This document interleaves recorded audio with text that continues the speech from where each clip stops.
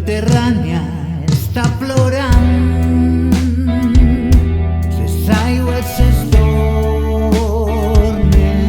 vermelles, mentre Europa gira l'esquena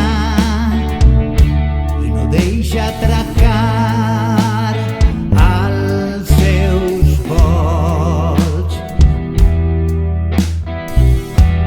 València obri els braços al clam d'aquesta gent,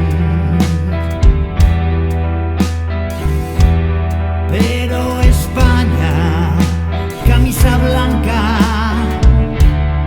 d'esperança, la porta tanca.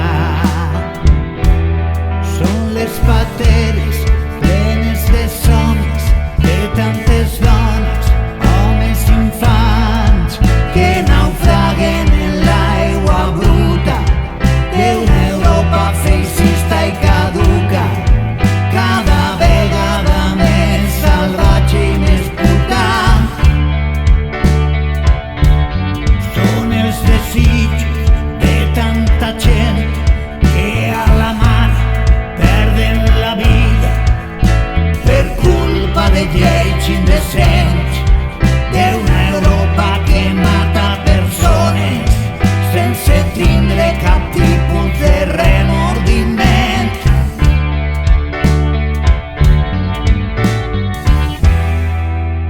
L'Open Arms està abandonat, els emigrants no deixen de plorar,